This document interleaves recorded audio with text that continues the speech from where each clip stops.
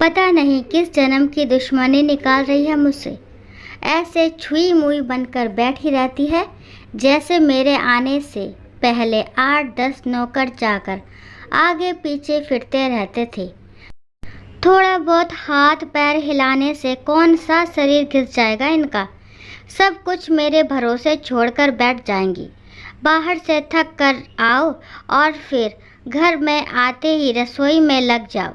रागनी खींचते हुए अपना सारा गुस्सा रसोई में बर्तनों पर निकाल रही थी।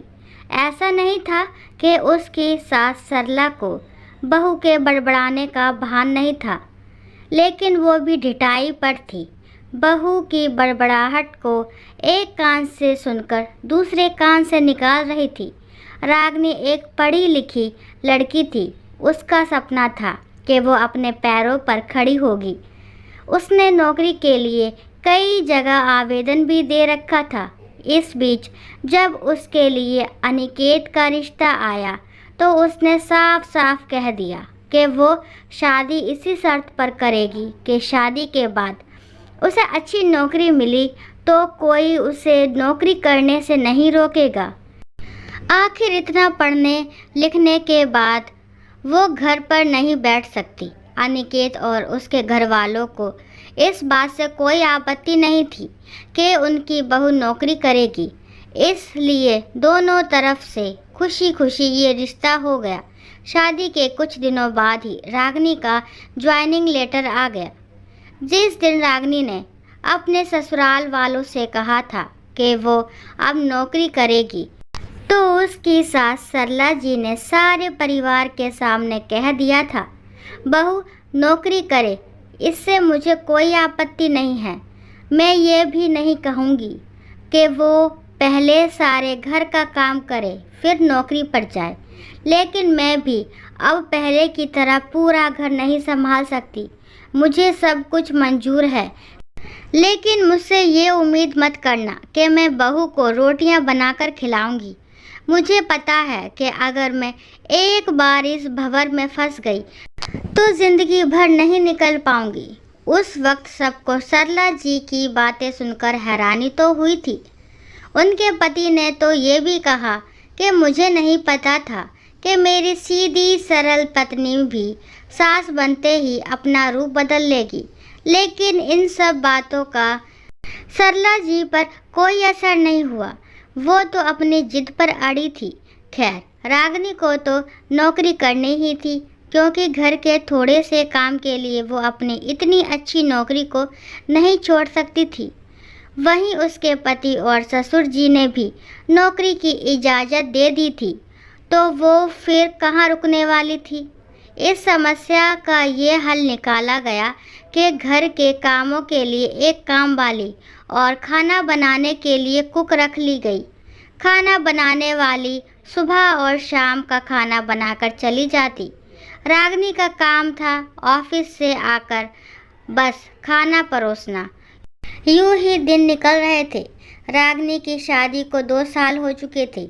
अब तो रागनी और बाकी सब घर वालों को इस रूटीन की आदत हो गई थी, लेकिन मुश्किल तो तब होती थी जब कभी खाना बनाने वाली छुट्टी ले लेती थी।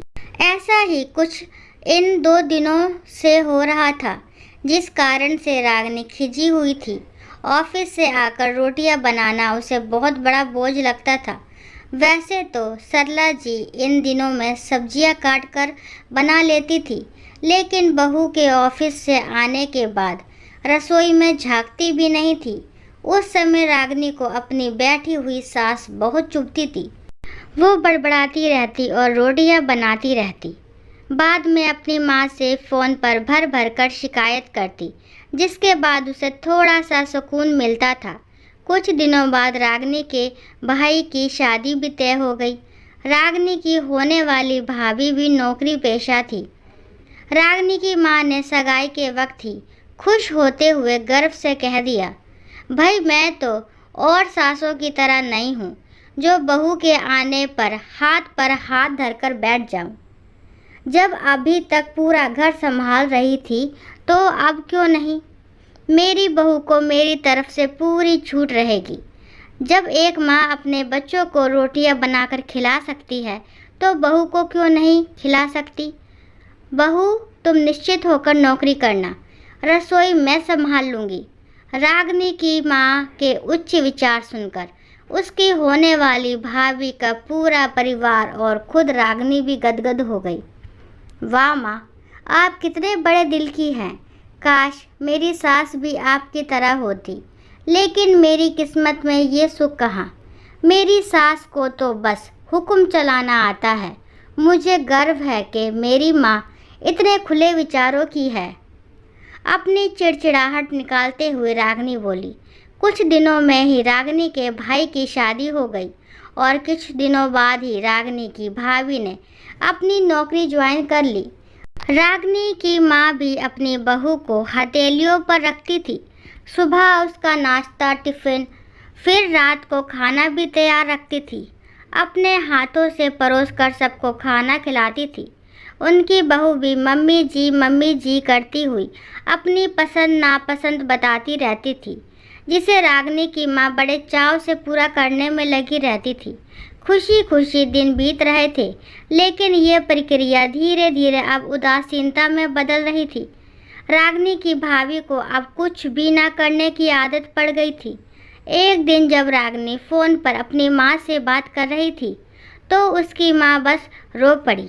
बेटा, मैं इतना करती हूँ तेरी भाभी के लिए, फिर भी उससे मेरी कद्र नहीं।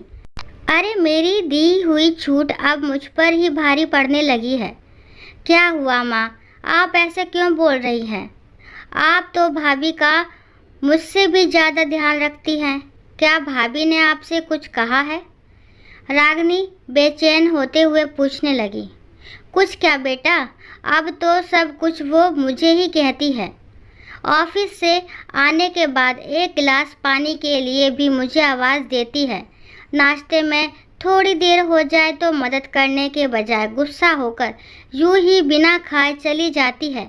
आखिर मेरा भी कुछ आत्मसम्मान है या नहीं? मैं तो उसके लिए बस काम वाली बनकर रह गई हूँ। माँ, ये तो बहुत गलत हुआ है। आप भाई से साफ साफ कह क्यों नहीं देती कि अपनी बीवी की लगाम खींच कर रखे? आप माँ हैं, कोई नौकरानी नहीं। भाभी नौकरी करती हैं, इसका मतलब ये नहीं कि आप पर हुक्म चलाएंगी। गरजते हुए रागिनी बोली। किस मुंह से कहूँ बेटा?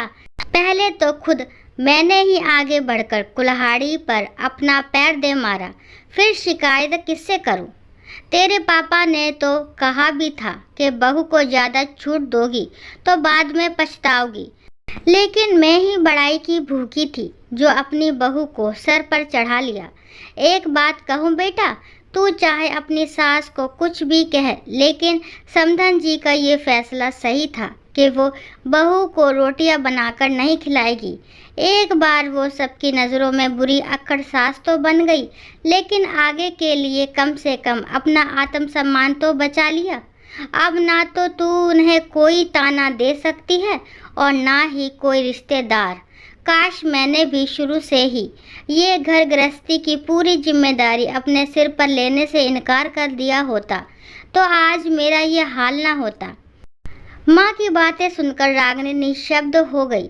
भारी मन से उसने फ़ोन रख दिया। बाहर हॉल में आकर देखा तो सास ससुर आराम से बैठकर बातें कर रहे थे। बातें करते करते उसकी सास अपने नाखूनों पर नेल पेंट लगा रही थी, जिसे देखकर ससुर जी उन्हें चिढ़ा रहे थे। अब बुढ़ापे में ये फैशन करके किसे दिखाओगी? मेरी तो नज़र भी कमज़ोर हो गई है, किसी को नहीं दिखाना मुझे। मैं तो अपनी खुशी के लिए लगाती हूँ। सारी उम्र तो घर गृहस्थी में उलझी रही, अब अवकाश का वक्त आया है तो अपने शौक तो पूरे कर लूँ। पता नहीं कब भगवान के घर से बुलावा आ जाए। रागिनी की सास मुस्कुराते हुए बोली।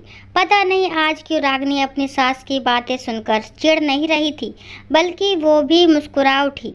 सही तो कह रही है मम्मी जी, एक गृहिणी को अपने लिए वक्त ही कम मिलता है।